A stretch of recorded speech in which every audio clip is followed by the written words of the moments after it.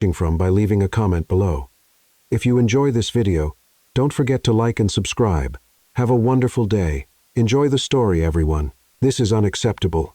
Unbelievable.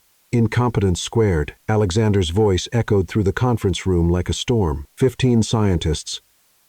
15, and not one of them can solve a basic stability equation for Harrison Innovations AI. He slammed the tablet onto the glass table with such force that some of the scientists flinched. The atmosphere at Harrison Innovations was stifling. The scientists, visibly exhausted, stood around a whiteboard covered in a web of complex calculations, frantic scribbles, and confusing arrows. The math problem in front of them was the key to unlocking the final module of a revolutionary AI. A billion-dollar project that had been the company's main focus for nearly a year. You have 24 hours. If no one gives me a concrete solution by then, you're all fired. One of the scientists cleaned his glasses. Another scratched the back of his neck, unable to meet the CEO's eyes. Maybe if we step out for a bit, we'll clear our heads. Go before I completely lose my patience. The group left. Heads down. Some mumbled guesses. Others just carried frustration on their faces. Soon after, Alexander also left, clearly irritated. A few minutes later, Emily Thompson, the new secretary, entered the room. She started picking up used cups, loose papers, pizza crusts, and crumpled napkins. The place was a mess. Emily frowned at the state of the room, a true reflection of the tension hanging in the air. As she looked at the board, she suddenly froze. What is this? The numerical chaos before her looked like a battlefield. Codes, variables, and tangled functions. But there was something, a detail out of place, a missing link. Emily narrowed her eyes. This is what's blocking the elite geniuses, she murmured, almost talking to the marker now spinning between her fingers. Doubt became instinct, and instinct turned into action. With steady hands and sharp eyes, she began making small changes. She fixed an index, repositioned a variable, a precise adjustment that realigned the heart of the equation. 2 minutes. 3 at most. Emily stepped back and stared. Done. Solved, she said softly, almost not believing it. And then Alexander walked in. His eyes, usually sharp, now looked even more irritated. He walked halfway into the room and stopped when he saw the board. Something was different. He squinted. Who touched the calculations? Emily froze. She was still holding the marker cap. I did. Alexander turned to her like he just heard something absurd. You? Yes? He blinked, stunned, took 3 steps forward, eyes locked on the new shape of the equation. The room was so silent you could hear his breathing grow heavier. You touched this thinking it would solve the problem. Not thinking. I solved it, she replied firmly. Alexander didn't say a word. He pulled the tablet from his jacket, opened the AI model, and started entering the data. Lines of code began to respond. He compared it to the previous version, ran a simulation. His eyes widened, though he tried to keep a straight face. This, he muttered, this is working. Emily leaned against the counter, arms crossed. But if you prefer, you can erase it. Just a secretary's scribble. Alexander looked up. His eyes were locked on her now. There was no more skepticism. There was something worse. Uncertainty. You're coming with me tomorrow to the lab. 8 sharp. I want you to explain exactly how you did this, word by word. Without waiting for reply, he turned and left the room with the same intensity he had entered. Emily looked at the board again, then at the door, and let out a soft laugh, shaking her head. I think I just hacked the brain of Mr. Ice Boss. The next morning, Emily arrived at the lab at 8 sharp, carrying her brown leather folder and a coffee that looked bigger than her head. The place was completely different from the meeting room where she usually worked. Here, everything breathed technology. Giant monitors on the walls, equipment she couldn't even name, and a silence that cut like a blade. Alexander stood in the center of the room, surrounded by the full team of scientists, 15 brilliant minds who just 24 hours earlier couldn't solve a problem she had cracked in 3 minutes. You're right on time, said Alexander without a smile. Emily, I want you to explain to the entire team how you solved the equation yesterday. Emily looked around. Every face in the room was turned toward her, showing a mix of curiosity, doubt, and maybe even a little embarrassment. She took a sip of her coffee and sighed. Good morning to you all, she said with a dry smile. What a warm room. I can feel the love in the air.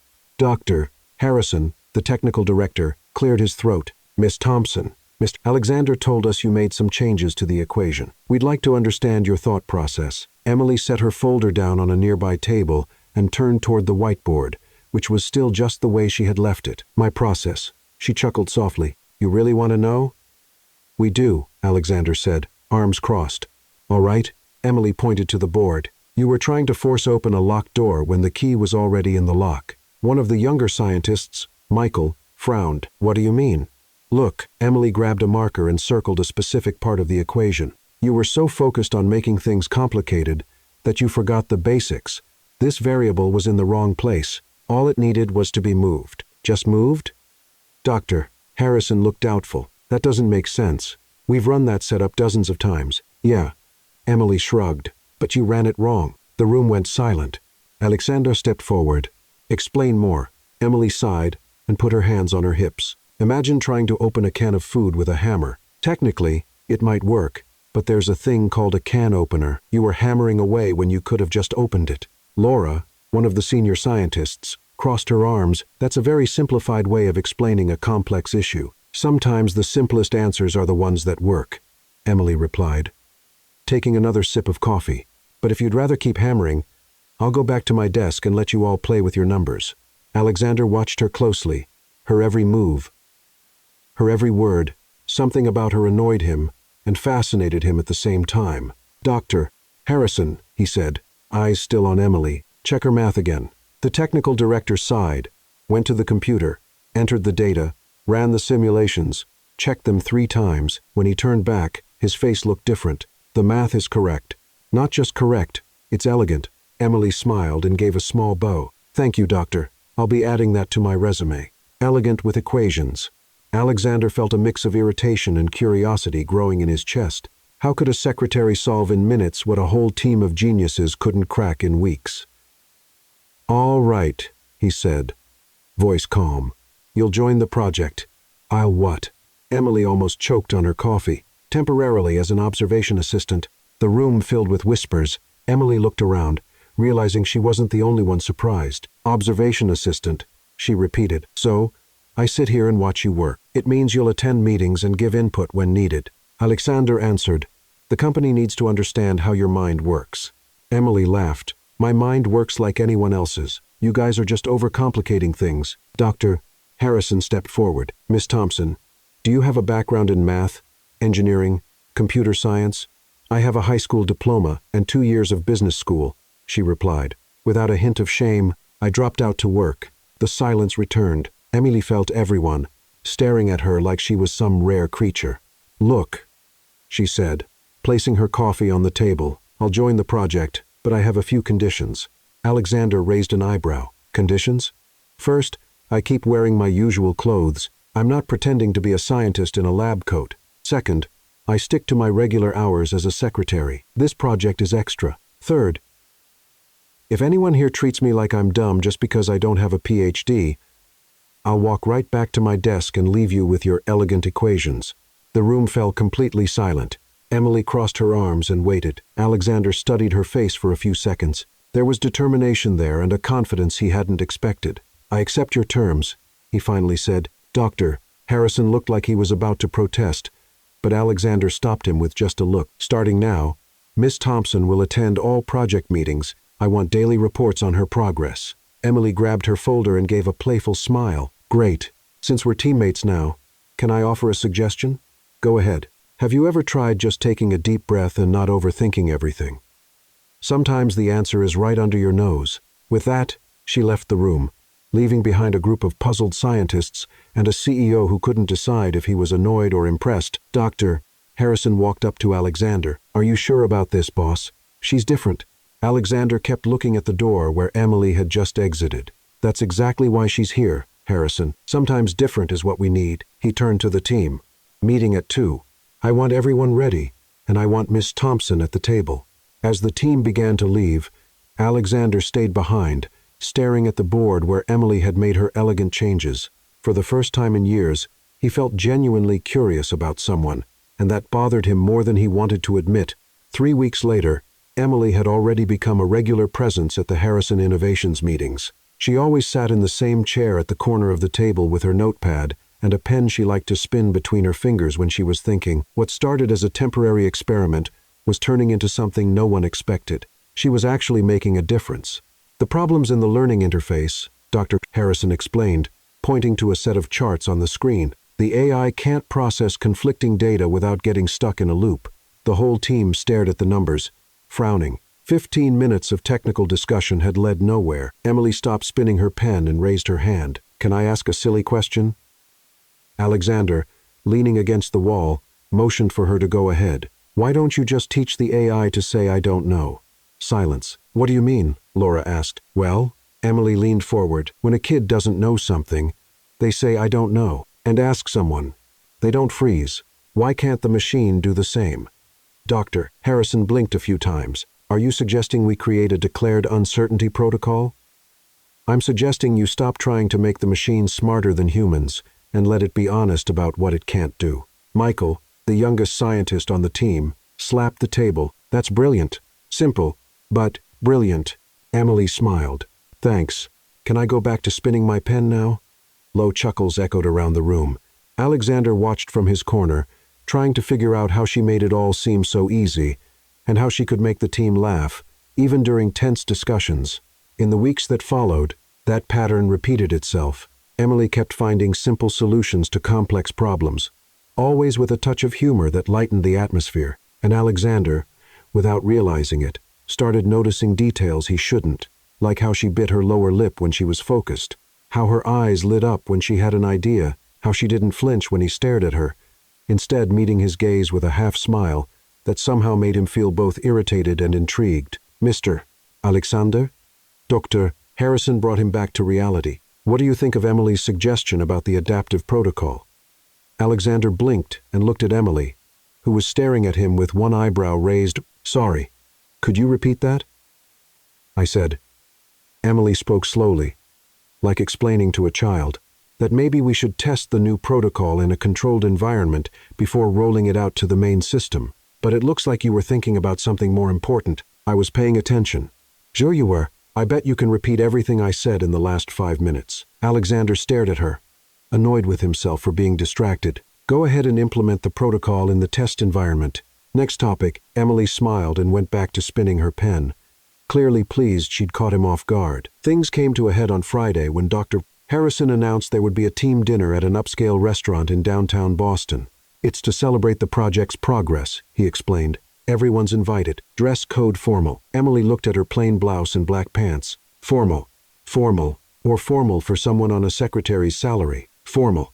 Formal," Laura replied. "Like a corporate event." "Perfect. I'll show up in pajamas then." Emily. Dr. Harrison laughed. "I'm sure you'll find something appropriate." "You have touching faith in my wardrobe, Doctor." Truth was, Emily was worried. She didn't have anything close to formal wear for a corporate dinner. She spent Saturday afternoon calling her younger sister Claire, who was studying law in another city. "Borrow something from your roommate," Claire suggested. "This isn't the first time you've had to wing it." "Claire, I can't show up looking like a law firm intern." "Why not? You're basically a lab intern now. Thanks for the moral support." In the end, the neighbor from the next apartment, a teacher named Maria, lent her a navy blue dress that was classy without being flashy. Emily looked completely different. When she arrived at the restaurant on Monday night, there was a moment of awkward silence. She looked nothing like the secretary they all knew. "Emily." Michael recognized her first. "Wow, you look different." "Thank you. I'll take that as a compliment." Alexander saw her walk in and felt something strange in his stomach. It wasn't just the dress. It was the way she carried herself, as if she belonged there, even though she knew she didn't. The restaurant was elegant with dark wood tables and lit candles. Emily looked around, impressed. "What a beautiful place. How much is a salad here?" "As much as my electric bill." "Don't worry, Doctor." Harrison laughed. "The company's paying." "Oh, then I'll have the lobster." The maitre approached the group, smiling professionally. "Good evening, table 4. He paused when he saw Emily. "Sorry, ma'am. Are you joining this group, or do you have your own reservation?" "I'm with them," Emily replied, pointing to the team. The maitre d' looked a bit confused. "I see. And you are?" "Emily Thompson. I work at Harrison Innovations." "Ah. Perfect. And what's your position at the company, if you don't mind me asking?" Emily opened her mouth to answer. "But Dr." Harrison spoke first. "Miss Thompson is our new consultant, specializing in innovative solutions." Emily looked at him surprised. but didn't correct him. Excellent. The maitre d' smiled even more. Right this way, please. As they walked to the table, Emily whispered to Dr. Ellinger.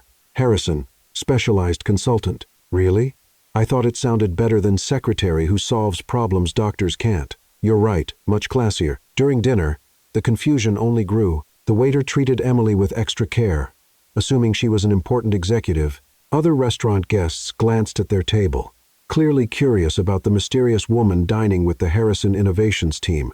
This is embarrassing, Emily murmured to Laura, who was sitting next to her. Why? You're doing great. I'm pretending to be someone I'm not. You're not pretending. You're just being yourself. Myself doesn't borrow dresses or eat in places where a salad costs $50. Alexander, who was sitting across from her, couldn't stop watching. There was something captivating about the way she handled everything. Completely honest about her discomfort, yet composed and witty. Emily, he said suddenly. What? What do you think of the project so far? I think you all make things way too complicated, she said. Cutting a piece of salmon, but you're getting better. Better. Over the past 2 weeks, you've spent less time arguing over impossible theories and more time testing practical solutions. That's progress. And what do you think caused that change? Emily looked at him for a moment, sensing there was more behind the question. Maybe you finally realized the most complicated answer isn't always the right one. Or maybe we just got a fresh perspective on the team. That too. The rest of the dinner went smoothly. But as they were leaving, a well-dressed woman approached the table. Excuse me, she said, speaking directly to Emily. Aren't you the new director of innovation at Harrison Innovations? Emily almost choked on her water. No, she glanced at Alexander, who looked amused. I work there, but I'm not a director. Oh, that's too bad. I heard they hired a brilliant young woman to shake things up in the department. I thought that was you. After the woman walked away, Emily turned to the group. See, this is why I shouldn't wear borrowed clothes. People start mistaking me for someone important. Who says you're not important? Alexander asked, his voice more serious than usual. Emily looked at him, surprised by his tone. For a moment, there was something in the air between them that no one else seemed to notice. Well, she finally said, if I am important, I hope it comes with a raise. The moment faded into laughter, but Alexander kept looking at her as they walked out, wondering when exactly this sharp-witted secretary had started taking up so much space in his thoughts. The following Thursday, Emily was leaving the lab carrying a stack of reports when Alexander stepped into the elevator at the same time. It was almost 7:00 inches the evening, and the building was nearly empty. Working late again? He asked, pressing the ground floor button. Someone has to clean up the mess you scientists make, Emily replied, adjusting the papers in her arms. Apparently, geniuses don't know how to file documents. You could have asked someone on the team to do it. I could have. But then, I'd missed the chance to complain. Alexander almost smiled. Almost. The elevator started going down normally until the 10th floor, when it suddenly jolted and stopped completely. The lights flickered twice and went out, leaving only the emergency lighting. This can't be happening, Emily muttered. Looking at the control panel, Alexander pressed the emergency button several times. Nothing. He tried the intercom. Total silence. Perfect, he said, pulling his phone from his pocket. No signal. Emily checked her phone, too. No signal here either. Great. I'm stuck in an elevator with the friendliest man in Boston. I'm not unfriendly. Of course not. You're the very picture of joy and warmth. Alexander looked at her. Your sarcasm isn't helping, and your sarcastic personality isn't either. They sat in silence for a few minutes, each trying to figure out a way out. Emily sat on the floor, leaning her back against the wall. Well, at least I've got company, she said. Could be worse. I could be stuck with someone who never stops talking. You never stop talking. Touché. Alexander stayed on his feet, clearly uncomfortable with the situation. He wasn't the kind of person who dealt well with surprises or lack of control. You going to stand there for the next 2 hours? Emily asked. 2 hours? I'm being optimistic. Could be all night. This can't happen. I have a conference call at 8. Emily laughed. Looks like you'll have to reschedule, boss. Alexander ran a hand through his hair. Frustrated. Finally, he sat down on the floor on the opposite side from her. This is ridiculous. What? Being stuck in an elevator or having to sit on the floor like a normal person? Both. Welcome to the real world, Mr. Alexander. Sometimes things get out of control. I don't like when things get out of control. I noticed. You're not exactly subtle about it. They were quiet again. Emily sorted through her papers, trying to organize them. Alexander stared at the ceiling, as if he could drill a hole through it with his mind. "Can I ask you something?" Emily said after a few minutes. "Go ahead. Why are you so intense?" Alexander looked at her. "Intense?"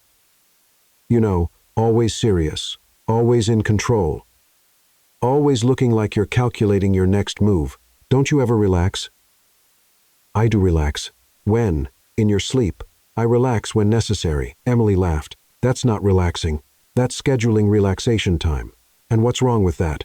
The problem is, you live like you're constantly being judged, like you have to prove something all the time." Alexander stayed quiet for a moment. Something in the way she said it hit home. "Maybe because I am constantly being judged. By who?" "Everyone. The company, the investors, the employees, and by yourself." Alexander looked at her. It was a simple question, but it made him uncomfortable, especially by myself. "Why?" "Because that's how I was raised. My father always made it clear that success wasn't optional. It was mandatory." Emily tilted her head. "What do you mean?" Alexander sighed. He wasn't used to talking about his personal life, especially not with employees, but something about being trapped in a dark elevator made it feel okay to let his guard down. "My father built a small financial empire. When I was a kid, he always told me I had to be better than him, smarter, more successful, more focused. Feelings were distractions. Relationships were unnecessary risks. What a cheerful life philosophy. It worked. Look where I am today, stuck in a broken elevator talking to your secretary." Alexander almost smiled. "Not exactly how I imagined my Thursday night." "And how did you imagine it?" "Working, always working." Emily shook her head. "That's sad. You know what is? You have a successful company, money, power, and your idea of a perfect evening is working alone in the office." "And what's your idea of a perfect evening?" Emily thought for a moment. "Anything that involves laughing with people I like, maybe watching a bad movie and making fun of it, or cooking something tasty and eating too much. Simple stuff." "Simple. Yeah, you should try it sometime." "Try what?" "Doing something just because it's fun, not because it brings money or status or any other measurable benefit." Alexander thought about that. "And you? Have you always been this easygoing?" Emily laughed. "Easygoing? Me? You don't know me at all. What do you mean? I'm working 2 jobs to pay for my sister's education. I live in an apartment that barely fits 1 person because that's all I can afford. I borrow clothes for company dinners. My life is a constant mess. But you seem content, because I am most of the time." "How?" "Because I chose the complications in my life. I chose to work extra to help Claire. I chose to live in a small apartment to save money. I chose to be here at this company trying to make a difference. And when you don't choose, like now stuck in this elevator with you." "Exactly." Emily shrugged. "Then I just do the best I can with the situation and try to find something funny in it." "What's funny about being stuck in an elevator?" "Well, it's the first real conversation we've had since I started working here. All it took was a power failure for you to remember I'm a person." Alexander looked at her. Really looked at her. Maybe for the first time. She was sitting on the floor of a broken elevator, her hair slightly messy and an ironic smile on her face. And still, she looked completely at ease. "You're not afraid of anything, are you?" "I'm afraid of plenty of things. I'm afraid I won't be able to help my sister achieve her dream. I'm afraid of spending my whole life being underestimated. I'm afraid of waking up one day and realizing I wasted too much time being practical and forgot to live." "But you don't show it, because showing fear never helped anyone. It's better to laugh at tough situations than cry over them." Alexander felt something strange happening in his chest, a feeling he hadn't experienced in years. It was like something frozen inside him had started to melt. "You're unexpected. Thank you. I'll take that as a compliment." It was. They looked at each other for a moment that seemed to last longer than it should have. There was something in the air, a tension different from the usual banter between them. Alexander leaned in slightly, and Emily didn't look away. "Emily," he began, his voice lower than usual. "Yes." He was getting closer, and she wasn't moving back. He stopped just inches from her face. Suddenly, the lights came back on. The elevator jolted and began to move again. The moment dissolved instantly. Alexander pulled back, running a hand through his hair, clearly embarrassed. Emily blinked a few times, trying to process what had almost happened. "Looks like we're back to normal operation," she said, her voice slightly. "Looks like it." The elevator reached the ground floor, and the doors opened. Alexander stood up quickly and offered his hand to help her up. When their hands touched, They both felt a kind of electric shock. "Thank you," Emily murmured.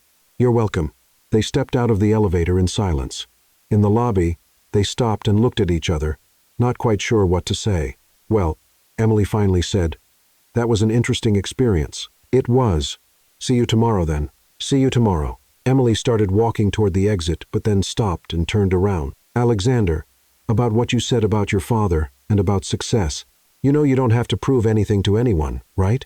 Alexander looked at her for a long moment. "Good night, Emily. Good night." She left the building, and Alexander stood in the lobby, watching her through the glass doors until she disappeared into the crowd outside. For the first time in years, he wasn't sure of anything. On Friday morning, Emily arrived at the office as usual, carrying her coffee, and with a slightly brighter expression than normal. The elevator conversation the night before had created a different atmosphere between her and Alexander, and even without fully understanding what had happened, she felt hopeful. That feeling lasted exactly 15 minutes. Laura came running down the hallway, her face pale and a tablet in her hands. "Emily, you need to see this," she said without even saying hello. "Good morning to you too, Laura. What's going on? Did someone hack our system? Worse. Much worse." Laura handed over the tablet. On the screen was an article from the Boston Business Journal with the headline, "Secretary without a college degree solves problem 15 PhDs couldn't at Harrison Innovations." Emily felt her stomach drop. How did they find out? Someone leaked it. The article has details only insiders would know. Emily read quickly. The article wasn't exactly mean-spirited, but its tone was condescending, treating her like a curiosity and interesting anomaly. Even worse, it mentioned her humble background and her lack of proper academic qualifications. "This is going to cause trouble," Laura murmured. "It already is." The two of them rushed to the lab where the whole team was gathered around a computer. "Doctor," Harrison looked at Emily with a mix of concern and embarrassment. "Emily, I'm sorry. We don't know how this got out." "Let me guess," she said, walking closer to the screen. "It got worse." Michael pointed to the monitor where several tabs were open. The article was republished by 3 tech websites.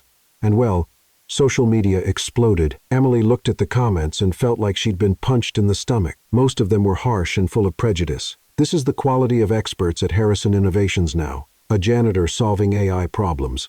What a joke. Probably just luck. Anyone can guess a right answer sometimes. Harrison Innovations must be desperate to hire just anyone." There were worse comments, some questioning her abilities, some making fun of her appearance, and some that were just mean for no reason. "Guys," Emily said, forcing a smile, "you know, I've heard worse, right?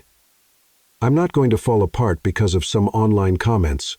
But even as she spoke, she felt the weight of each cruel word. This wasn't just about her. It was about everyone like her.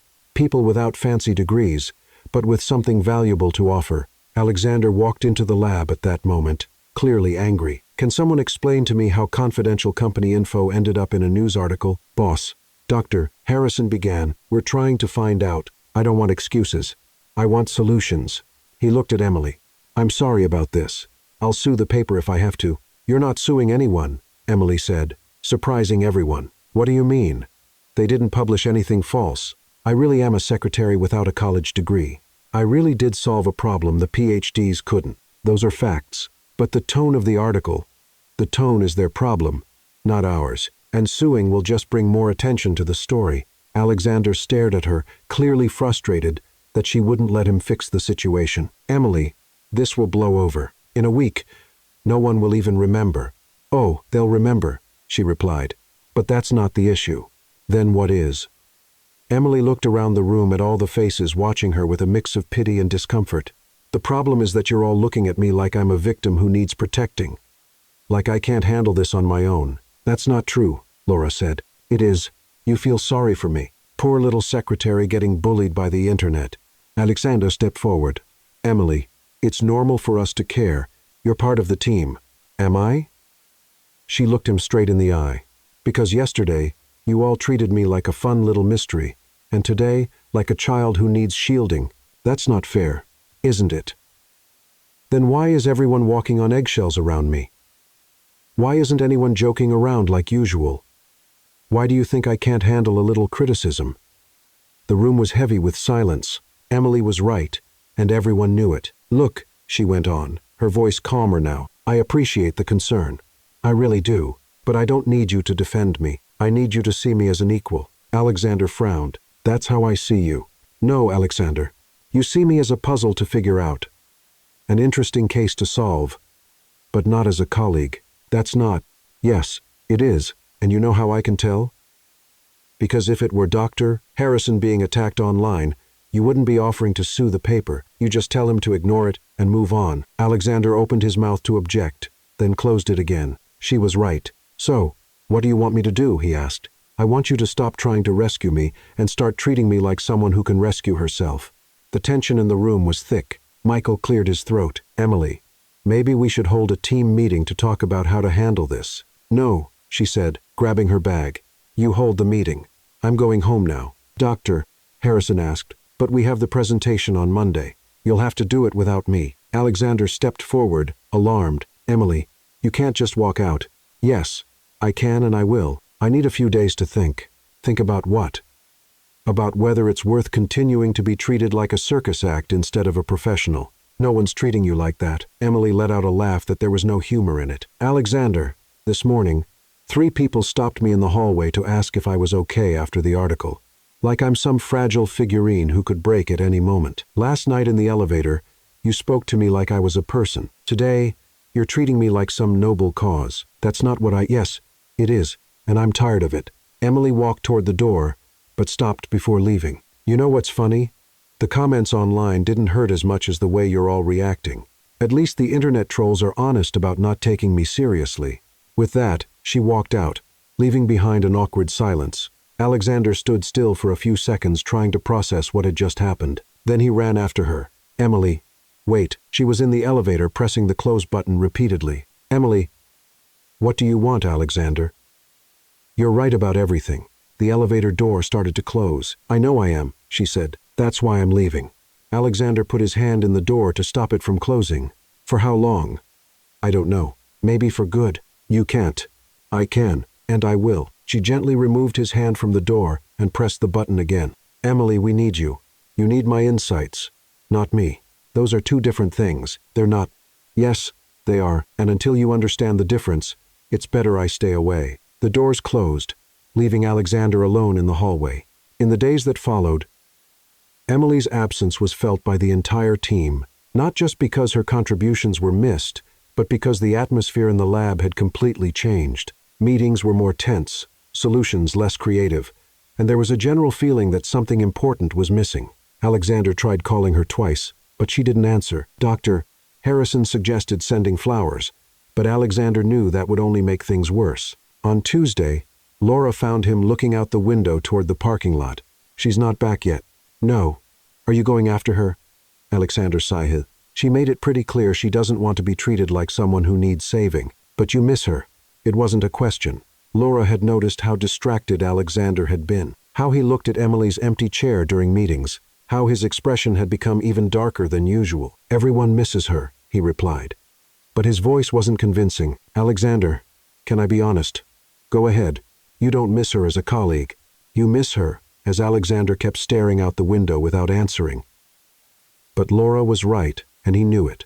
The question was, what was he going to do about it? On Monday morning, a week after the incident, Alexander was in the meeting room preparing documents for the most important presentation of the quarter. The investors from Bennett Capital would arrive in 2 hours, and the project depended on that meeting. He had spent the entire weekend going over numbers, charts, and projections, trying to make up for Emily's absence with extra work. The whole team was nervous. Dr. Harrison arrived earlier than usual. Laura had reviewed the presentation 3 times, and Michael was pacing like a caged animal. Are you sure we can do this without her? Michael asked for the 5th time in 20 minutes. We'll have to, Alexander replied, though his own confidence was shaken. In the last few days, he had realized just how much they relied on Emily's unique perspective. Without her, solutions seemed more complicated, explanations less clear, and there was a lack of creative energy he didn't know how to replace. The investors are known to be demanding, Dr. Harrison said nervously, adjusting his glasses. They like to question every detail. That's exactly why we need to be ready for anything, Alexander said, trying to sound more confident than he felt. That's when the meeting room door opened and Emily walked in like nothing had happened. Good morning, everyone. I hope I'm not late for the most important meeting of the quarter. The silence that followed was deafening. Everyone looked at her as if they were seeing a ghost. "Emily," Dr. Harrison was the first to speak. "You back?" "Looks like it. Unless this is some group hallucination." She placed her bag on the chair and looked around the room. "Wow. What a gloomy mood. Have the investors arrived and rejected everything already?" Alexander stared at her, trying to process the mix of relief and confusion he was feeling all at once. "You disappeared for an entire week." "I didn't disappear. I took a few days to think." She pulled out a chair and sat down. "And I came to some interesting conclusions." "Like what?" Laura asked. "Like the fact that you all really need me?" Emily smiled. "I'm not trying to brag, but from what I heard in the hallway, the week wasn't exactly productive." Michael laughed nervously. "It was a bit challenging." "I can imagine." Emily looked at Alexander. "And you? Did you survive without someone to disagree with your brilliant ideas?" "Barely," he admitted. And there was something in his voice she didn't expect. Sincerity. "Well, I'm here now, and I have a few ideas on how to improve the presentation." "Emily," Dr. Harrison interrupted. "The presentation is already done. The investors arrive in less than 2 hours." 2 hours? She looked at the clock. "Perfect. Just enough time to make some adjustments." "What kind of adjustments?" Alexander asked, intrigued. Despite his caution, Emily got up and walked to the whiteboard where the main points of the presentation were listed. "First, you're starting with numbers. Classic mistake. Investors don't fall in love with numbers. They fall in love with stories." "What story?" Michael asked. "The story of how a brilliant team solved an impossible problem in a way no one expected." She picked up a marker and started drawing. "Second, you're over-explaining the technology. They don't need to understand how it works. They need to understand why it's going to make money." Laura frowned. "But they'll ask technical questions." "Of course they will, and we'll answer them. But not with 20 minutes of explaining algorithms they won't understand." Emily turned to the team. "Trust me. I spent the last week researching Bennett Capital. I know exactly what they want to hear." Alexander crossed his arms. "And you did this research because even though I was mad at you all, I wasn't going to let this company lose $1 million contract over a poorly structured presentation." She gave a wry smile. "Consider it my gift of sorry for disappearing during the most important week of the year." In the next 2 hours, Emily completely transformed the presentation. She reorganized the structure, simplified the charts, created analogies even a child could understand, and rehearsed with the team until everyone felt confident. "Remember," she said as they waited for the investors to arrive, "you're not asking for money. You're offering a unique opportunity. There's a difference." When Victor Bennett and his team walked into the meeting room, Emily immediately felt the shift in the atmosphere. They had that posture of people used to hearing pitches and turning them down before the coffee even cooled. "Mr. Alexander," Bennett greeted Alexander with a firm handshake. "I've heard interesting things about your project. I'm sure you'll be even more interested after our presentation." Alexander replied. Leading the group to the table, Emily watched the investors take their seats. There were 3 of them. Bennett, the leader, a man in his early 50s with gray hair and sharp eyes. Sophia Lee, an Asian woman in her 40s known for asking questions that made CEOs sweat. And Nathan Brooks, the young analyst who seemed to be there mostly to take notes and look intimidating. "Before we begin," Bennett said, "I'd like to meet the whole team." Alexander introduced everyone. When he got to Emily, she noticed a slight pause. "And this is Emily Thompson, our specialist in innovative solutions." Emily almost laughed at the description, but kept her composure. "Nice to meet you," she said, shaking hands with each investor. Sophia Lee looked at her with curiosity. "Miss Thompson, what's your academic background?" The question Emily had been expecting, the one that could ruin everything before they even started. "I have a high school diploma and 2 years of business school," she replied without hesitation. "But what really qualifies me to be here is the fact that I solved in 3 minutes a problem that 15 PhDs couldn't solve in 3 weeks." The room fell silent. Emily kept her smile, waiting for the reaction. "Interesting," Bennett finally said. "I'm looking forward to hearing that story." Alexander let out a quiet sigh of relief and started the presentation. He followed Emily's script exactly, opening with the story of the impossible problem and how the team had found an unexpected solution. "The interesting thing," he said, clicking to the next slide, "is that sometimes the best solutions come from where we least expect." Sophia Lee interrupted. "Mr. Alexander, may I ask specifically what Miss Thompson contributed to the project?" Emily leaned forward. "I can answer that myself if you don't mind." "Please," Bennett said, clearly interested. "Well," Emily began. While the team was trying to force a complex solution on what they assumed was a complex problem, I simplified the approach. Sometimes when you're too close to a problem, you lose perspective. I offered the view of someone on the outside. Can you be more specific? Nathan Brooks asked, looking up from his notes for the first time. Emily smiled. Sure. Imagine you're trying to open a locked door using a hammer, a screwdriver, and a blowtorch. You spend hours trying different combinations of these tools. I came in, turned the doorknob, and the door opened. The door wasn't locked, Sophia asked. Exactly. Everyone assumed it was, but no one actually checked. Bennett laughed. That's an excellent analogy. Does this happen often in your project? More than we'd like to admit, Dr. Harrison answered. Emily has a special talent for finding simple solutions to complex problems, and do you believe that's something you can replicate? Nathan asked. Or are you relying entirely on spontaneous inspiration? Emily stood up and walked over to the whiteboard. Can I show an example? Please, Bennett said. Emily quickly drew out an optimization problem the team had solved the previous week. This came up last Thursday. The team spent 6 hours trying to optimize a learning algorithm. She drew several attempts at solutions. They were functional but inefficient. And what was your solution? Sophia asked. I asked why we needed to optimize the algorithm instead of just using less data. Emily drew a simplified version. Result: same performance. 50% faster processing. Impressive. Bennett murmured. What's really impressive, Emily continued, is that this kind of approach can be systematized. It's not magic. It's just a matter of always asking, are we overcomplicating this? Nathan took several notes. Miss Thompson, what led you to work in this field without a technical background? Necessity, she answered. Honestly, I needed a job, and they needed a secretary. But I found I had a knack for spotting patterns and simplifying problems, and honestly, sometimes not having a technical background is an advantage. How so? Sophia asked. Because I don't know that certain things are impossible. No one taught me that some problems require complex solutions, so I try the simple one first. Bennett leaned forward. Mr. Alexander, what is Miss Thompson's specific role moving forward on the project? Alexander looked at Emily, and she realized he was letting her decide. I'm going to keep doing what I do best, she said, simplifying the complicated and questioning the unquestionable. The presentation continued for another 40 minutes, with Emily contributing naturally whenever needed.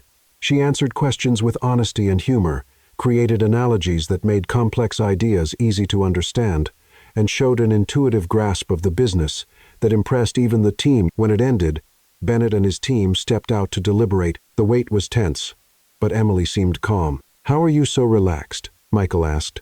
Because we did our best. The rest isn't up to us. 15 minutes later, the investors returned. Mr. Alexander, Bennett said, we have a proposal for you. Alexander's heart sped up. We're prepared to invest $12 million in the project, Bennett continued. But we have one condition. What is it? Alexander asked. Bennett looked directly at Emily. Miss Thompson needs to be formally involved in the project, not as an assistant or observer, but as an integral part of the leadership team. Emily blinked, surprised. I'm not sure I understand. You understand perfectly, Sophia smiled. We want you to be officially responsible for making sure the solutions stay practical and implementable.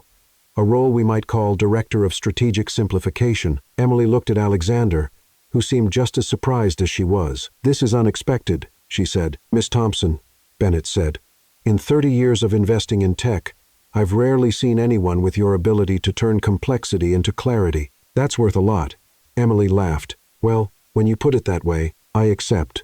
The room filled with smiles and handshakes. As everyone celebrated, Alexander came up to Emily. Director of Strategic Simplification, he whispered. Nice title, don't you think? She whispered back.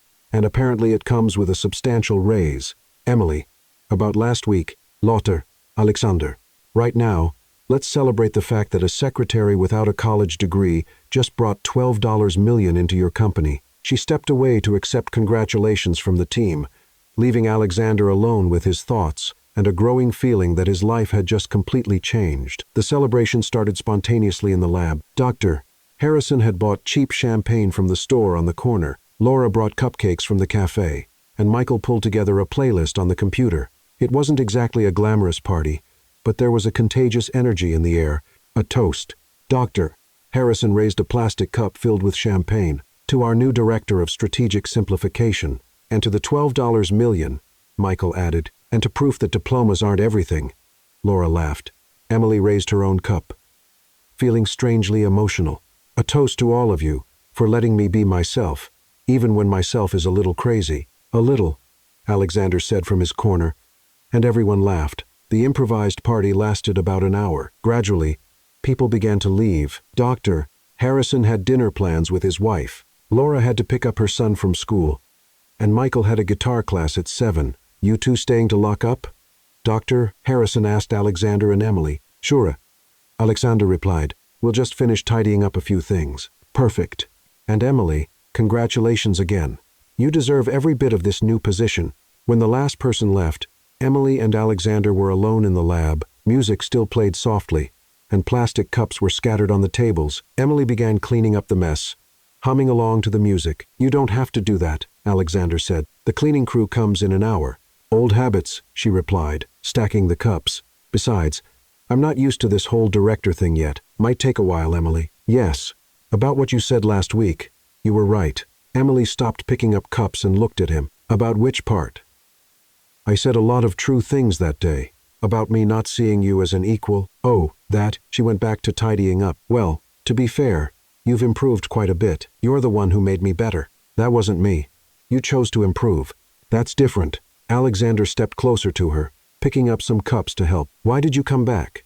Because even though I was upset, I like working here. Emily smiled. And because I have a sister in law school who appreciates when I land substantial raises. Is that the only reason? Emily stopped what she was doing and looked at him. Why do you want to know? Curiosity. Huh?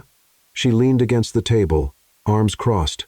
Well, since you asked, I came back because I realized you all really need me. Not just to solve problems, but to humanize the place. Humanize? Yes, you're all brilliant.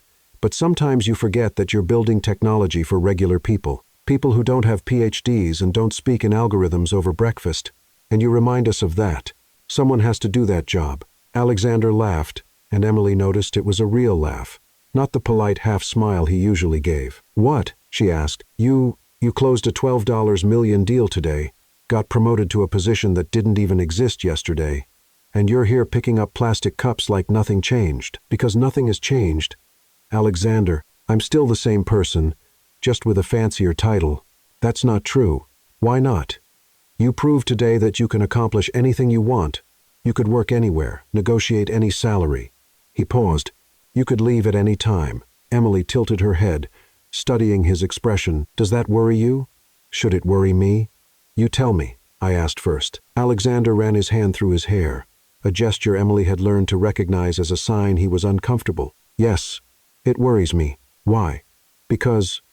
He hesitated. Because this company would be a lot more boring without you. Boring, predictable, too serious, without life. Emily smiled. Alexander, did you just admit you need me to bring life to your workplace? I did. That's almost a compliment. It is a compliment. They looked at each other for a moment. The music had shifted to something slower, and the late afternoon light came through the windows, creating a strangely intimate atmosphere in the empty lab. You know, Emily said, in the elevator last week, I thought you were going to what? Nothing. Forget it, Emily. I thought you were going to kiss me. Her honesty caught him off guard. Alexander went very quiet for a few seconds. And what if I had tried? I don't know. She shrugged. I guess it would depend on how convincing you were. Convincing? Well, you're not exactly known for your romantic spontaneity, Alexander. I imagine it would all be very calculated and logical. You think so? I'm sure you'd probably make a list of pros and cons before making a decision. Alexander took a step forward. And what would be the cons? Emily realized he was closer now, and she felt her heart beat a little faster. Well, you're my boss. That complicates things. And the pros? The pros? Emily laughed nervously. Who said there would be any pros? You said it would depend on how convincing I was. That implies there's a chance you could be convinced. Maybe. She teased him with a smile. But you'd have to be very convincing. Alexander took another step. Now they were standing very close, and Emily could smell his cologne, see the details in his eyes she had never noticed before. Emily. Yes, you talk too much. And then he kissed her. It wasn't calculated. It wasn't logical. It was impulsive and warm and completely unexpected. Emily was surprised for a second before kissing him back, her hands automatically finding their way to his shoulders. When they pulled apart, both of them were breathing a little faster. That was Emily began. Convincing, Alexander finished. Very convincing. She smiled. Surprisingly convincing. Emily. She placed a finger on his lips. Don't ruin the moment by overthinking it. But we need to talk about tomorrow. We can talk tomorrow. They kissed again, slower this time. And Emily felt like something inside her had finally been released. All the teasing, all the tension, all the glances that lasted just a little too long finally made sense. When they pulled apart again, Alexander looked at her like he was trying to memorize the moment. Are you sure you want to wait until tomorrow to talk? I'm sure. Emily smiled. Trust me. Some things are better when they're not planned. The next morning, Emily walked into the office with a different kind of energy. There was something in her step, in her smile that hadn't been there before. She greeted the receptionist more cheerfully than usual and headed up to the lab with a sense of anticipation. Alexander was already there as always, but when she walked into the room, he barely looked up from the papers he was reviewing. Good morning, she said, with a smile she couldn't hide. Good morning, he replied, formal and distant. Emily waited for something more. A smile, a glance, any sign that he remembered what had happened the night before. Nothing. How's the Bennett project? She asked, stepping closer to his desk. Fine. Dr. Harrison is finalizing the contracts. Great. Silence. Emily frowned. Something was off. The Alexander from last night had vanished, replaced by the cold, professional version she'd known since day one. Alexander. About last night. Last night was a celebration. We were all excited. The way he said it like he was explaining a temporary lapse in judgment made Emily's stomach sink. Excited? The contract. The promotion. The champagne. It was a special night. It was. But now we need to focus on work. There's a lot to do with the new investment. Emily watched him for a long moment. He was avoiding eye contact, keeping his eyes on the documents. Of course, she finally said. Work. For the rest of the morning, Alexander kept a professional distance that cut like a knife. He was polite, efficient, and completely impersonal, as if the kisses from the night before had been a dream. At lunch, Emily went looking for Laura. Can I ask you something? Of course. Does Alexander always get weird after personal situations? Laura looked at her curiously. What kind of personal situations? Hypothetical ones. Oh, Laura smiled. Hypothetical situations involving you and our dear CEO. Maybe. Emily Alexander is terrified of anything he can't control or predict, and relationships definitely fall into that category. So, he always runs when things get real. Always. It's like he has an emotional panic but, Emily sighed. That's frustrating. What happened? Nothing, apparently. In the afternoon, Emily tried once more. She waited until everyone had left for lunch, and went to speak with Alexander in his office. I need to talk to you about the project about last night. Alexander finally looked at her, but his expression was closed. Emily, I think it would be best if we considered what happened yesterday as a lapse in judgment. The words hit Emily like a slap in the face. A lapse in judgment. We worked together. You were just promoted. It would be complicated if... If what? If you admitted you feel something for me. I didn't say that. You didn't have to. It's written all over your face. Alexander stood up and walked to the window, turning his back to her. Emily, you're smart, talented, and you have a bright future in this company. Don't let personal complications get in the way of that. Personal complications? You know what I mean. Emily stayed quiet for a long moment, processing the rejection. When she finally spoke, her voice was calm, but Alexander could hear the disappointment beneath her composure. You know, Alexander, for a moment yesterday, I thought I had seen a different version of you, one that wasn't afraid to feel something real. Emily, but I was wrong. You're exactly who I thought you were in the beginning. Cold, calculating, unable to let yourself be human. That's not fair, isn't it? She turned to face him. You kissed me yesterday. It wasn't just the champagne. It wasn't just the excitement. You kissed me because you wanted to, and now you're pretending it was a mistake. Maybe it was. Fine. Emily nodded, a cold resolution forming in her eyes. If it was a mistake, then I'm going to fix another mistake I made. What mistake? Thinking I could work for someone who doesn't even have the courage to admit his own feelings. Alexander turned to her alarmed. What are you saying? I'm saying you can keep your project, your lab, and your perfectly controlled life. I'm out. Emily, don't be dramatic. I'm not being dramatic. I'm being practical. You made it clear you don't want personal complications. Well, the biggest personal complication here is me. You can't just leave. You were just promoted. I can and I will. Emily walked toward the door. I'll type up my resignation right now. 2 weeks' notice as required. Emily, wait. She stopped at the door without turning around. Unless you want to tell me that last night meant something to you, we have nothing else to talk about. Alexander stayed silent, struggling with himself. Emily waited a few seconds before shaking her head. That's what I thought, and she walked out of the office, leaving Alexander alone with his decisions and his fears, while she went to write the letter that would end everything before it even started. 2 weeks had passed since Emily submitted her resignation, and Alexander discovered that working without her was like trying to breathe with only half your lungs. Everything worked technically, but there was a constant feeling that something essential was missing. He tried to focus on preparations for the Global Tech Conference, the most important tech event of the year. Being the keynote speaker was an honor Alexander had earned after years building up Harrison Innovations' reputation. But every time he rehearsed his presentation, it felt empty, too technical. Lacking the spark Emily always brought to the projects, the presentation is perfect, Dr. Harrison said for the 10th time, reviewing the slides. You're going to do great. Alexander murmured, looking out the window of the hotel in San Francisco where the event was taking place. Boss, are you all right? You've seemed distracted ever since. Ever since our director of strategic simplification decided to simplify her life by leaving the company, Alexander finished bitterly. She could still change her mind. Today's the last day of her notice period. Alexander shook his head. Emily doesn't change her mind once she's made a decision. It's one of the things I respected about her. Meanwhile, in her small apartment in Boston, Emily was watching the live stream of the conference while packing the last of her things from the office into a box. Officially, her last day at Harrison Innovations had ended 2 hours ago, but she couldn't bring herself to turn off the TV. You really shouldn't be watching this, her sister Claire said on the phone. Just professional curiosity, Emily lied. Turning up the volume, I want to see if he can explain our project without using 15 technical terms per sentence. Emily, you're torturing yourself. I'm not. I'm checking if I made the right decision. And did you? Emily stayed quiet for a moment, watching the screen where Alexander was being introduced as the next speaker. Ask me tomorrow. On stage at the Moscone Center, Alexander adjusted the microphone and looked out at the audience of over 3,000 people. CEOs, investors, tech journalists, fellow speakers. It was the kind of event he usually handled with ease. Good afternoon, he began. I'm Alexander, CEO of Harrison Innovations, and today I'm going to talk about the future of adaptive artificial intelligence. So far, so good.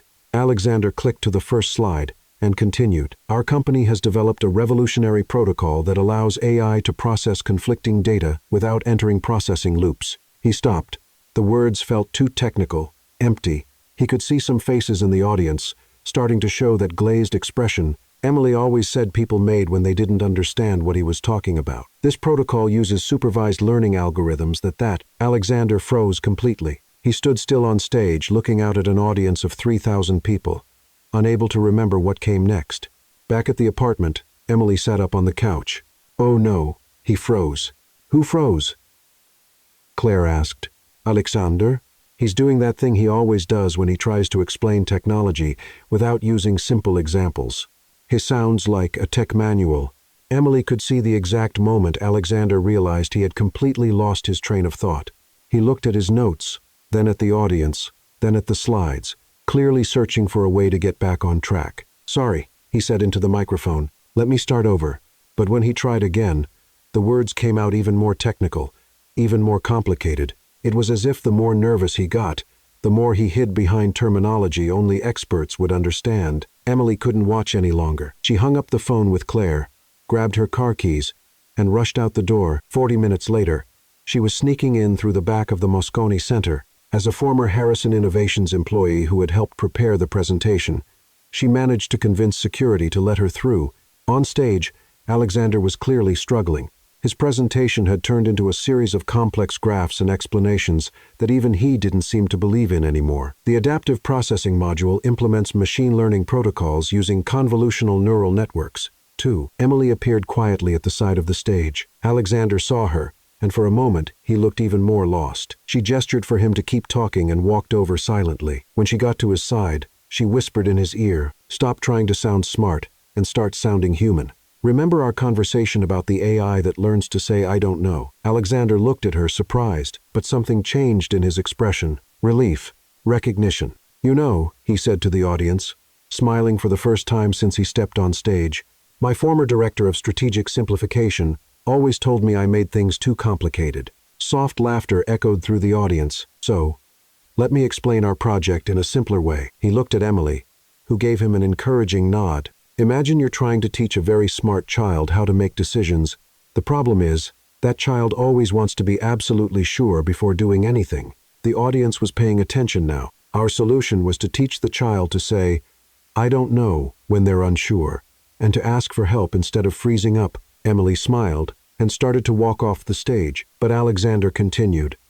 The person who came up with this idea doesn't have a PhD, didn't study computer science, but she understood something that 15 specialists couldn't see. Sometimes the simplest solution is the best one. Emily stopped, surprised to realize he was talking about her to an audience of 3,000 people. You know why she was able to solve the problem? Because she didn't know it was supposed to be impossible. No one had told her that certain solutions don't work. Alexander was in his element now, telling the story of the project in a way that everyone could understand and relate to. This person taught me that innovation doesn't always come from making things more complex. Sometimes it comes from making them more human. The presentation continued for another 20 minutes, with Alexander explaining complex concepts using simple analogies, telling stories instead of listing specs, and keeping the audience engaged from start to finish. When he finished, the audience rose in a standing ovation that lasted almost 2 full minutes. Backstage, Emily leaned against the wall, watching Alexander receive congratulations from other speakers and event organizers. She was about to slip away quietly when he saw her. Emily, you came. I saw you freeze on TV and thought you might need help. I did. He stepped closer. Thank you. You're welcome. It was a good presentation. Once you stopped sounding like a technical manual, Emily, about what I said on stage, you didn't have to do that. Talking about me in front of all those people, I did need to because it was true. They stood in silence for a moment, the hum of the event buzzing around them. How are you? Alexander asked. Good. Better than I expected. Emily smiled. And you? Terrible. Absolutely terrible. Because of the presentation. It went great after. It's not because of the presentation. Alexander interrupted her. It's because of you, Alexander. Emily, these past 2 weeks have been the worst of my professional life. And not because you're missing from the project. It's because you're missing from my life. Emily looked at him, seeing something different in his eyes, a vulnerability she had never seen before. I spent my whole life trying to control everything. My feelings, my relationships, my work, everything had to be predictable and manageable. And then I showed up and messed it all up. You showed up and made me realize that a fully controlled life is a completely empty one. Emily crossed her arms, shielding herself. And what do you want me to do with that information? I want you to know you were right about everything. I am cold, calculated, and scared of feeling anything real. And has that changed? Not completely. I'm still scared. But now I'm more afraid of losing you than I am of getting hurt. Emily studied his face, looking for signs. This was just another moment of emotion he'd deny the next day. Alexander, the last time we had this conversation, you decided it was better to keep things professional. Last time my breath was afraid. I still am. But I've realized something. What? You're the only person who makes me want to be less of a CEO and more of a human being. Emily felt something stir in her chest, but she didn't lower her guard completely. And what exactly does that mean? It means I want to try for real this time. No running when things get complicated. No pretending my feelings are just a moment of excitement. And if it doesn't work, then at least we'll know we tried. Emily looked at him for a long moment, seeing in his eyes a sincerity she had hoped to see for weeks. Alexander, do you have any idea how frustrating it is to care about someone who's afraid to care back? Now I do. And are you sure you're ready to stop running every time things get real? I'm not sure about anything, Emily, except that I don't want to live without you anymore. Emily sighed, feeling her defenses begin to soften. You're really impossible. You know that. I know. And you have terrible timing for important conversations. I know. And you'll probably drive me crazy. Probably. Emily shook her head, but a smile was beginning to form on her lips. Well, at least you're being honest about your flaws. It's a start. It might be. 3 days after the conference, Emily was sitting at her favorite cafe near her apartment, stirring her coffee absent-mindedly while looking at an envelope on the table. Inside, it was an opportunity that could completely change her life. A full scholarship to finish her business degree at the University of Chicago, with a focus on innovation management. The irony wasn't lost on her. After proving she didn't need a degree to be valuable, she was now being offered the chance to earn exactly that. Her phone rang. It was Laura. "Emily, you need to come back. The office is a mess without you." "Laura, I already left the company. Remember? But you can come back." Alexander is completely lost. Yesterday, he spent 2 hours trying to explain the Bennett project to a client, and the guy left more confused than when he arrived. Emily laughed despite herself. "That doesn't surprise me one bit. He needs you, Emily. We all do. You'll be fine. Dr. Harrison is perfectly capable of keeping things running. Dr. Harrison understands the technology, but you understood the people. There's a difference." Emily looked again at the envelope. "Laura, can I tell you something?" "Of course. I got a scholarship offer, full ride in Chicago." "Emily, that's amazing. You deserve it." "Thank you. The thing is, I'm thinking about accepting it." There was a pause on the other end of the line. "Because of Alexander? Because of me?" "Emily, I need to figure out who I am when I'm not always reacting to situations. When I'm not the one solving everyone else's problems, and you think Chicago is the answer. I think distance is the answer, at least for a while." That afternoon, Emily went to Harrison Innovations to pick up the last thing she had left at her desk. The building felt oddly quiet, and she realized she felt a pang of nostalgia for the hallways she had walked through every day. She was putting her favorite mug into her bag when Alexander appeared in the lab doorway. "Laura told me you were here. Just came to pick up a few things." Emily held up the mug. "This mug's been with me for 3 years. I couldn't leave it behind." "Emily, about our conversation in San Francisco." "Alexander, no, you don't even know what I was going to say." "Yes, I do. You were going to say you thought things over. That maybe we could try something. That you want to give me a chance." Emily turned to face him. "Am I right?" Alexander looked at her, surprised by her accuracy. "Exactly right. And do you know how I know? Because you're predictable. You always want what you can't have, and lose interest in what's right in front of you. That's not true, isn't it? When I was here working with you every day, you treated me like a colleague at best. Now that I'm gone, suddenly I'm the one you don't want to lose." Alexander opened his mouth to protest, but closed it again. There was too much truth in her words. "Emily, I know I made mistakes. They weren't mistakes, Alexander. They were choices. And now I'm making mine." "What choices?" Emily took a deep breath. "I accepted a scholarship to finish college in Chicago." Alexander looked genuinely shocked. "For how long?" 2 years. Maybe more if I go for grad school." "Emily, you can't just—" "Yes, I can, and I will." Alexander ran a hand through his hair. That familiar gesture of frustration. "Why Chicago? Why not a university here in Boston?" "Because I need distance from you, this company, this whole situation." "I don't understand." Emily sat on the edge of the table. "Alexander, I spent months here proving I'm capable, that I have value, that I can contribute, and it worked. I earned the team's respect, impressed investors, got promoted." "Exactly. You had everything here. I had everything except the one thing I really wanted." "What's that?" "You." Her honesty caught him off guard. "I wanted you to see me, not as a talented employee, not as someone who could solve technical problems, but as a woman you might care about." "Emily." "And when it finally happened, when you kissed me, I thought, maybe—" She shook her head. "But you ran like you always do." "I was scared." "I know, and I understand. But I can't stay here waiting for you to get over your fears. I have my own life to live." Alexander stepped closer to her. "What if I told you I've gotten over them? That I'm ready now? Then I'd say you had your chance and you missed it." The words dropped between them like stones. Alexander looked at her as if he'd just been punched. "Is that final?" "It's practical." Emily stood. "Alexander, you're an amazing man, smart, successful. And when you let your guard down, even funny. But you're 35 and still learning how to deal with feelings. I'm 28, and I don't want to spend the next few years being your emotional education teacher." "That's harsh." "It's honest. There's a difference." Alexander stayed quiet for a moment, taking in the rejection. "When are you leaving?"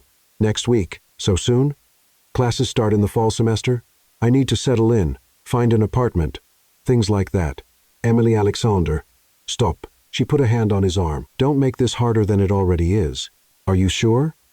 I'm sure. This is the right decision for me. And what about us? Emily gave a sad smile. There is no us, Alexander. There's you afraid of commitment, and me tired of waiting. She grabbed her bag. Emily. She stopped, but didn't turn around. But good luck in Chicago. I hope you find what you're looking for. Thank you. I hope you do too. Emily left the lab for the last time, and Alexander stood in the middle of the empty room, listening to the echo of her footsteps fading down the hallway. A week later, outside the airport, Emily hugged Claire one last time. Are you sure you're doing the right thing? Her sister asked. No, but I'm doing the necessary thing. What's the difference? The right thing would be to stay and fight for what I want. The necessary thing is to leave and find out who I am when I'm not fighting against circumstances. Claire smiled. When did you get so wise? When I fell in love with a man who was more afraid of his own feelings than I was of mine. As the plane took off, Emily looked out the window at Boston, growing smaller and smaller. She didn't know that at that exact moment, Alexander was at home, sitting at the kitchen table, surrounded by papers and research that had nothing to do with Harrison Innovations. There were maps of Chicago, information about the university where Emily would be studying, and a notebook full of ideas he'd been working on for days. He wasn't trying to forget her. He was planning how to win her back. And for the first time since Emily had met him, Alexander was ready to do something completely irrational, impulsive, and out of control. He was ready to fight for love. 2 months later, Emily was on a flight back to Boston, looking out the window and trying to calm her nerves. Claire's graduation was the next day, and she had promised to be there, even if it meant returning to the city, where she had left behind much more than just a job. Chicago had been a life-changing experience.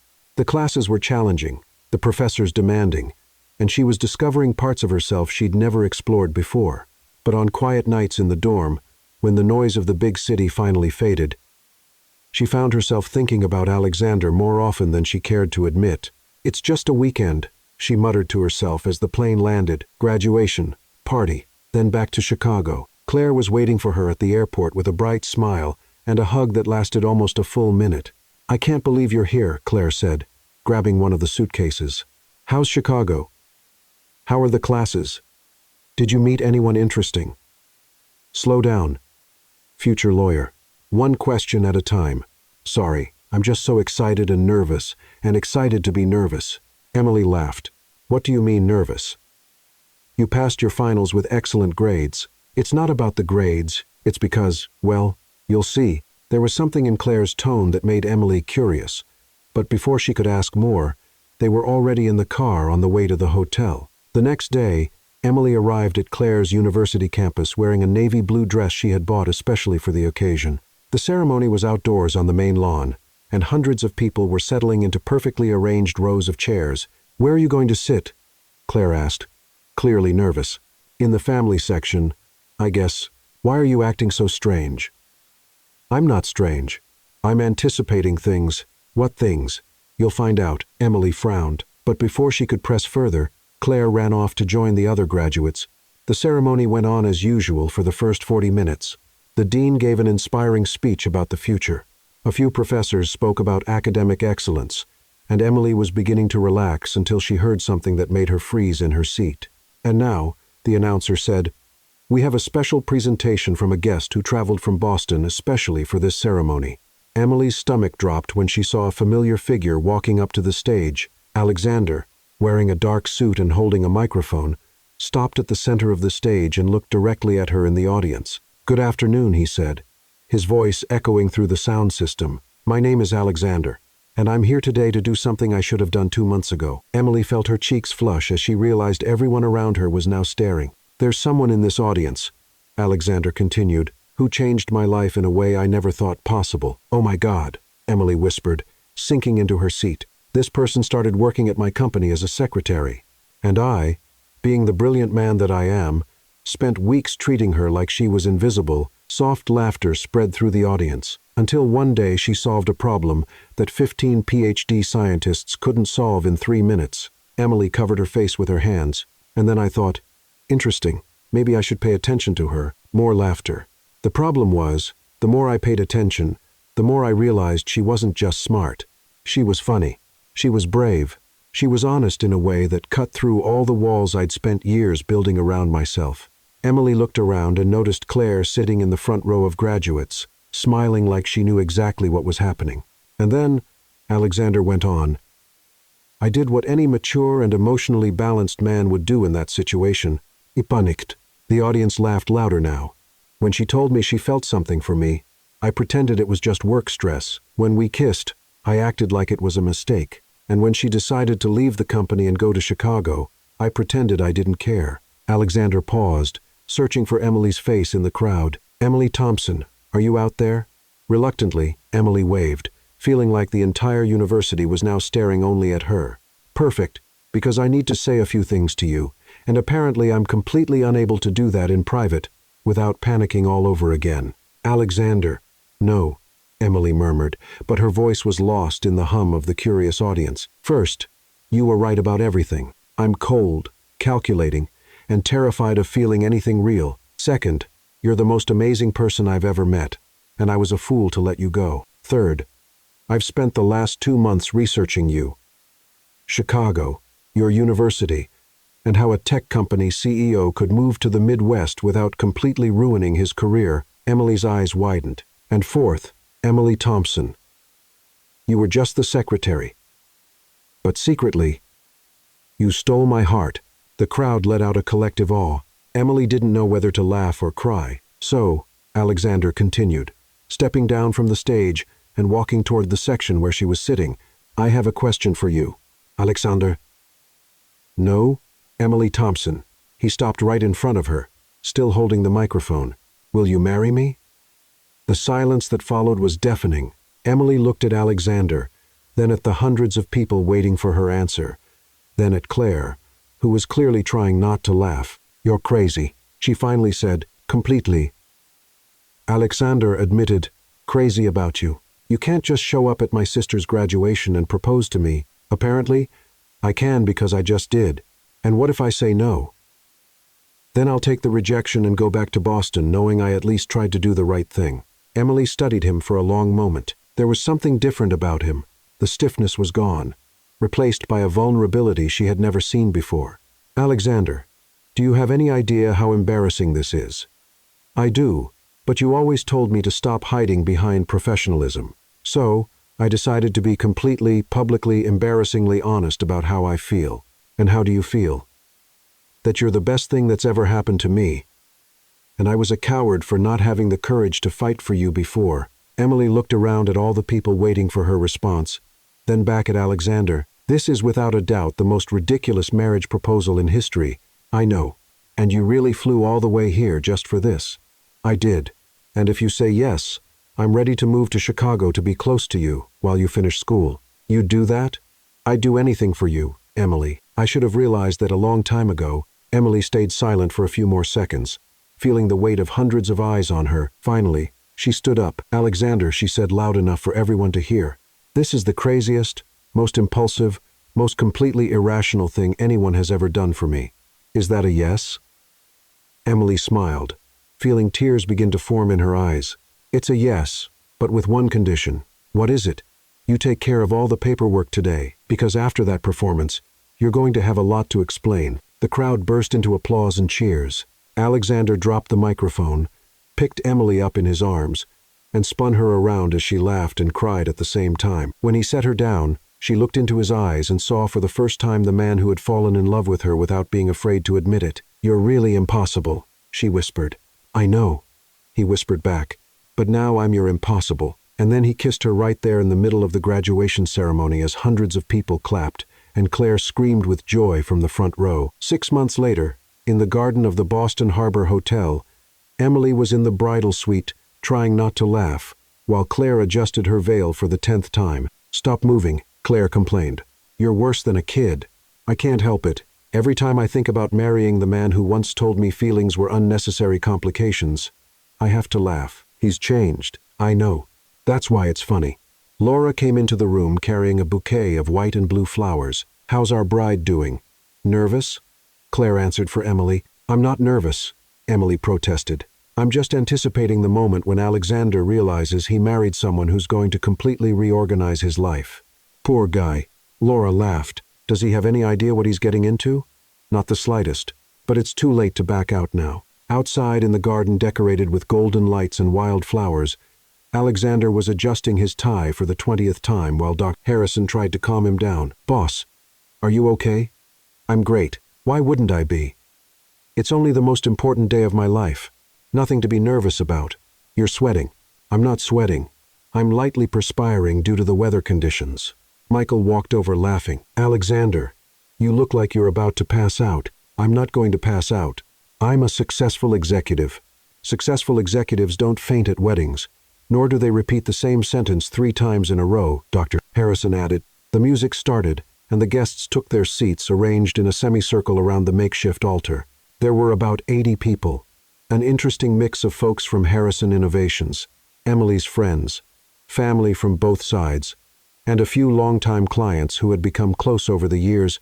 Alexander took his place next to the pastor, taking a deep breath. When the music changed to the bride's entrance, he looked toward the petal-covered path. First came the bridesmaids, Claire, glowing in her lilac dress, and Laura, smiling like it was her own wedding. Then came Emily. Alexander felt like the air had completely left his lungs. She looked stunning in a simple but elegant dress, her hair in soft waves and that smile that always disarmed him. When she reached him, she whispered, "Breathe, Alexander. Fainting at the altar is not on our schedule." "I'm not going to faint," he whispered back. "Of course not. You're a successful executive. You heard that?" "I heard everything. You're not exactly subtle when you're nervous." The pastor, a kind man named Father Harrison, who had baptized Claire years ago, smiled at the couple. "We are gathered here today to celebrate the union of Alexander and Emily, 2 people who prove that love can show up in the most unexpected places, like a tech lab," Emily whispered, making Alexander smile. "Alexander," the pastor continued, "would you like to say your vows?" Alexander took a deep breath and pulled a piece of paper from his pocket. "I wrote a few things," he began, but Emily placed her hand on the paper. "No noches. Speak from the heart." "Emily, I practiced. Alexander, you can explain complex algorithms off the top of your head. You can tell me why you want to marry me without looking at notes." Alexander put the paper away and looked into her eyes. "Emily Thompson, when you came into my life, I thought you were just another employee. Then I thought you were an interesting puzzle to solve. It took me an embarrassingly long time to realize you were the person I had been waiting for without knowing it." "Better," she whispered. "You taught me that being vulnerable isn't weakness. You taught me that laughter is more important than always being right. And you taught me that some of life's best moments are the ones you can't plan, like getting stuck in an elevator, with you." Alexander smiled. "I promise to spend the rest of my life trying to be worthy of your love, your humor, and your endless patience with emotionally delayed men." The guests laughed, and Emily wiped away a tear that had slipped out. "My turn?" she asked. "Emily, when we first met, you were the most intimidating CEO I'd ever seen. Cold, distant, and apparently allergic to any sign of human emotion." "That doesn't sound like a wedding vow," he muttered. "Hold on, I'm getting to the good part." Emily smiled. "It took time, but I discovered that underneath all that coldness was a man capable of deep feelings, a man brave enough to change, to grow, and to propose in the most ridiculous way possible at a graduation ceremony. It was romantic. It was embarrassing. But it worked." "Emily," the pastor gently interrupted. "Your vows? Oh, right. Alexander, I promise to keep simplifying your life when you make it too complicated. I promise to laugh with you, especially at you, when necessary. And I promise to never let you forget that the best moments are the ones that happen when we stop trying to control everything." They exchanged simple gold rings, and when the pastor pronounced them husband and wife, Alexander kissed Emily with such passion that the guests broke into enthusiastic applause. The party that followed was exactly as Emily had imagined, relaxed, joyful, and full of life. There was an eclectic buffet with both fancy food and a few homemade dishes Claire had insisted on preparing. The music shifted between soft jazz and lively salsa, thanks to Emily's cousin, who was a DJ. "I don't know how to dance salsa," Alexander said when Emily pulled him to the dance floor. "I'll teach you. Just follow my lead and try not to step on my feet. That's harder than it sounds. Most good things are." As the night went on, Emily realized she had made an important decision. During a break from dancing, she pulled Alexander aside to a quiet corner. "I need to tell you something." "What?" he asked, still slightly out of breath from the dancing. "I've decided to transfer my college to Boston." Alexander froze. "What?" I already talked to administration. I can finish my degree here at Northeastern. That way we can really live together, not just on the weekends. Emily, you don't have to do that for me. I'm not doing it for you. I'm doing it for us." She smiled. "Besides, I have an idea for after I graduate." "What idea?" "How about we start our own company? Something focused on teaching young people programming, but in a way that's accessible without all that academic fluff that scares people off." Alexander looked at her as if she had just suggested they fly to the moon. "An education company? Why not? You have the technical know-how, and I have a gift for making complicated things simple. We could really make a difference for people who think programming is only for geniuses." "Emily, that's crazy. Brilliant. Absolutely brilliant." They kissed again, and Emily felt like everything had finally fallen into place. Later, as the party was winding down and the last guests were leaving, Claire walked up to Emily. "How does it feel, Mrs. Alexander?" "Strange. Really strange." Emily laughed. "But happy. He's a good man." "He is. He just needed a little time to realize it." Claire looked over at Alexander, who was on the other side of the garden, saying goodbye to Dr. Harrison and the Harrison Innovations team. "You changed him. You know." "I didn't change anything. I just helped him find parts of himself that were already there." "And him? Did he change you?" Emily thought for a moment. "He taught me that it's possible to be practical and romantic at the same time, that it's okay to plan for the future without losing the spontaneity of the present." When Alexander came over, Claire kissed her sister on the forehead and quietly stepped away. "Ready to go?" he asked, offering his arm. "Ready?" They walked together toward the car, decorated with cans and ribbons, all set for the honeymoon starting the next day. "Emily." "Yes. Thank you." "For what?" "For being patient with me. For not giving up when I was being an idiot. For teaching me that loving someone might just be the most rational thing a person can do." Emily stopped and looked at him. "Alexander, you're still learning. Love isn't rational. It's the most wonderfully irrational thing in the world. Then why does it work? Because sometimes the best things in life don't make sense on paper." He laughed, and Emily realized it was the most beautiful sound she had ever heard. As they drove to the hotel where they would spend their first night as husband and wife, Emily looked out the window at the lights of Boston and smiled. In a few years, maybe they'd be teaching programming to teenagers in their own office. Maybe they'd expand to other cities. Maybe there would be kids running around a house with a backyard. Or maybe none of it would go exactly as planned, and it would